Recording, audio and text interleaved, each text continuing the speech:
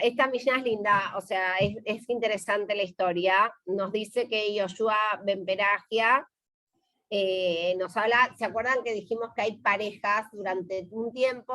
Hay parejas que gobiernan Israel, ¿sí? En vez de haber una sola persona, empezamos con Yosei ben Yoezer y Yosei ben Yohanan, ellos fueron la primer pareja.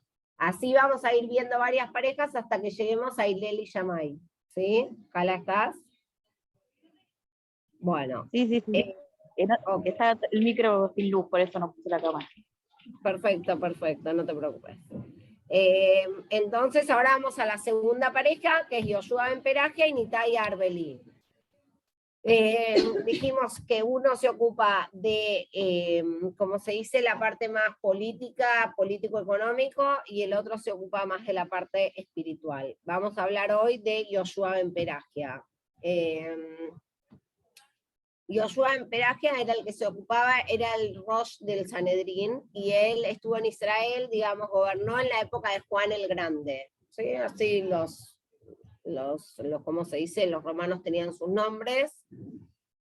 Bueno, y ya dijimos que fue la pareja, el Zug, si digamos lo buscan en Google, por ahí les sale que fue la esposa de Nitai Arbeli. No fue la esposa, fue el Zug, que es la pareja, pero se refiere a la pareja, está mal traducido, a la pareja gobernante, no a la pareja afectiva. Bueno, él estuvo, digamos, en la época de Juan el Grande. ¿Por qué nos lo recalca esto? Porque Juan el Grande se convirtió a los saduceos, ¿se acuerdan? A los fariseos. ¿Se acuerdan que hablamos la semana pasada de, ¿cómo se dice?, de la división del pueblo judío? En ese momento que había tres grupos, los Amei Aretz, los fariseos, que serían los sabios, y los saduceos, los tzedokim, que dijimos que ellos no querían creer en la Torah oral y que la mayoría eran más bien ricos y querían como tener una buena vida. Y él se convirtió en un saduceo, entonces empezó a perseguir a los fariseos, que eran los sabios. Así que él tuvo que huir y fue a Alejandría. Acá viene la famosa historia, que antes se estaba explicando, que hay una hipótesis que dice que Yoshua ben Perachia fue el moré de Yoshu, del famoso inventor del cristianismo. Aunque cronológicamente no coinciden las fechas, porque si no, Yoshua ben Perachia, ¿en qué año tenía que haber nacido? En el 0. En lo que hoy conocemos como el año 0, porque el mundo cuenta sus años, o sea, nosotros vamos, el calendario hebreo va desde la creación del mundo, y el mundo, en teoría, cuenta los años desde Cristo, lo que llamamos AC o DC. Entonces, si Yoshua ben Perachia hubiese sido el moré de Yeshu, él tendría que haber vivido más o menos en el año 30 antes de la era común. Sin embargo, él vivió como 100 años antes. Entonces, acá está la disyuntiva, que algunos dicen que en verdad la religión derivada de Yeshu es una religión que está un poco inventada, y que si uno ubica a Yeshu en el Talmud está, en verdad no vivió el año que ellos dicen. Sí, el Talmud nos habla de Yeshu, ahora lo vamos a ver, pero no coinciden los años. Nos cuenta que Yoshua ben Perachia tenía un alumno que se llamaba Yeshu, y que fueron a Alejandría porque se habían escapado a Alejandría porque los perseguía, como se dice, Juan, y cuando alguien les avisó que ya podían volver a Jerusalén, ellos fueron volviendo y pasaron por una taberna y por una posada. Y la verdad que Yoshua ben Perachia dijo, la verdad que qué bien que nos atendieron en esta posada. Y Yeshu le contestó como que sí, porque la esposa del posadero, esperen que se los quiero decir bien, dice...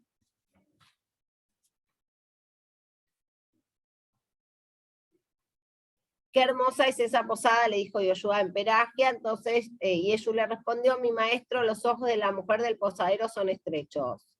Entonces Yoshua ben Perachia, que era un sabio, que era alguien muy ligado a la Torá, le dice a este Yeshu, mirá en lo que te estás involucrando, y se enoja mucho.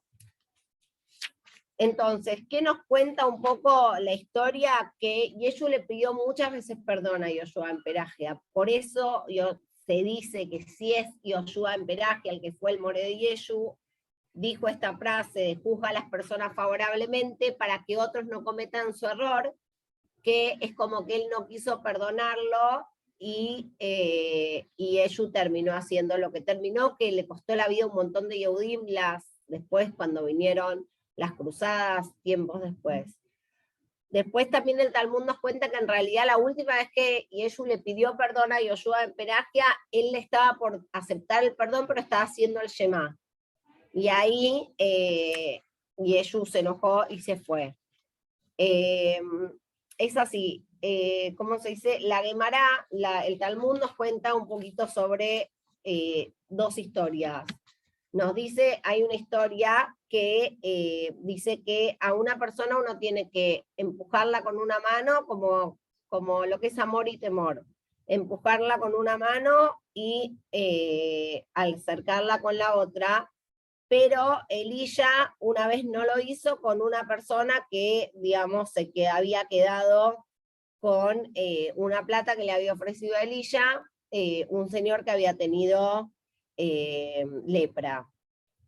Entonces, primero nos viene contando esta historia, y después nos cuenta esta historia de Yeshu, ¿sí? Después de contarnos la historia de Elías sobre, digamos, este tema de la lepra, nos trae la historia de Yoshua en Peragia y Yeshu, y nos cuenta que esta historia que yo conté, que ellos se habían escapado, y que fue esto lo que pasó en la posada. Y cuando Yeshu le pide que lo perdone, y él está recitando el Shema y no le puede decir, aunque Yoshua en Peragia sí tenía la intención de aceptarle la disculpa, Yeshu no entendió esa señal y dijo, me está alejando porque le hizo como que así, y Yeshu entendió como que le hizo así, y puso un ladrillo en posición vertical y se inclinó ante un ídolo. Entonces, cuando Yoshua ben Peragia lo vio, le dijo, arrepiéntete, y Yeshu le dijo, esto es lo que aprendí de vos, el que peca y hace pecar a las masas no se le da oportunidad de arrepentirse.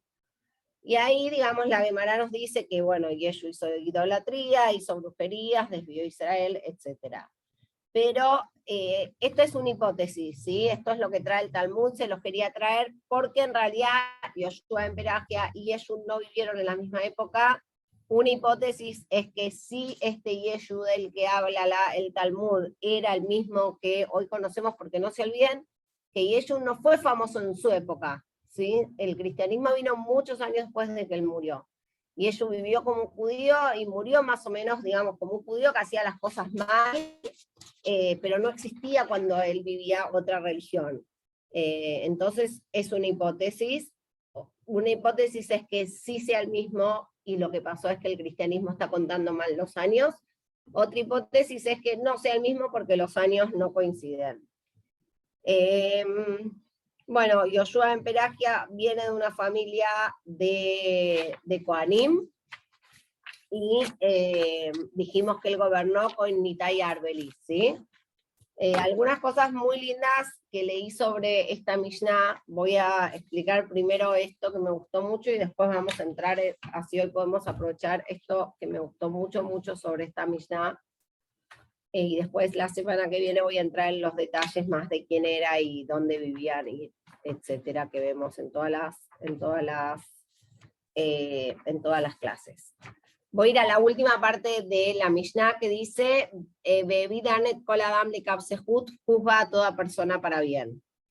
Entonces, el Pirkei Avot nos habla varias veces sobre juzgar. Una vez nos dice que juzgamos a las personas para bien, y en otro momento nos dice que no juzguemos a nadie hasta no estar en su lugar, ¿sí?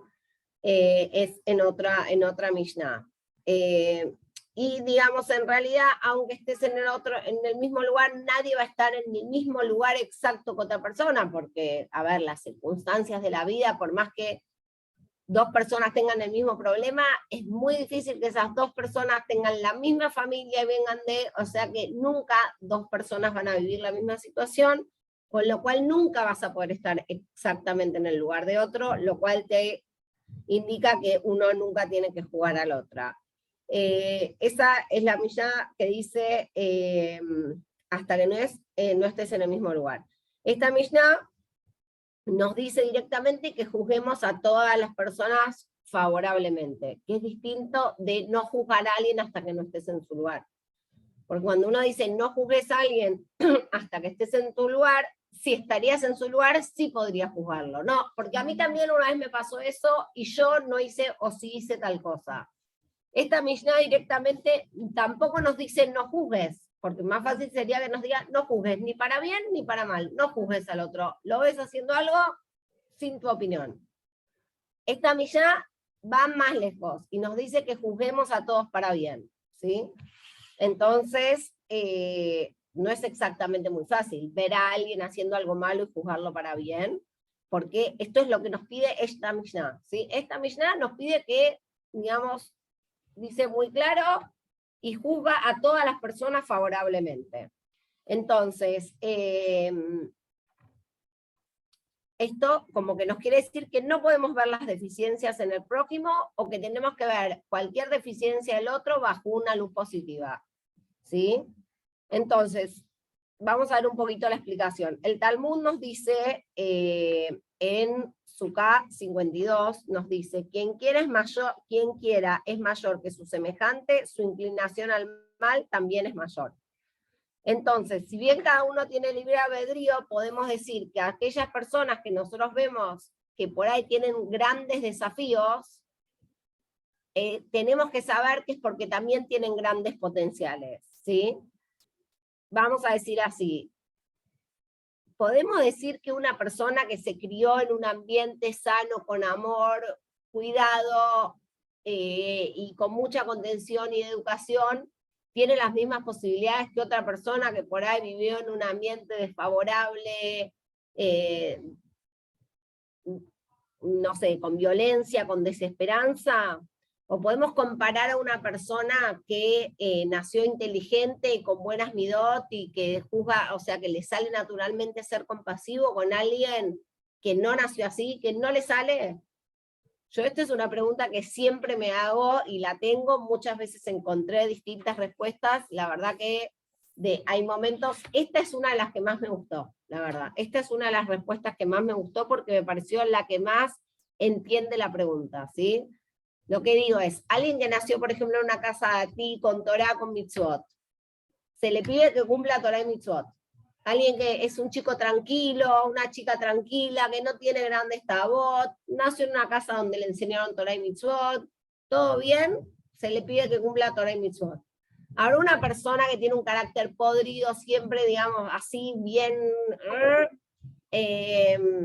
se crió en una casa que es yehudí también él, pero nunca le enseñaron Torah y Mitzvot. ¿Qué se espera de él? Que cumpla Torah y Mitzvot.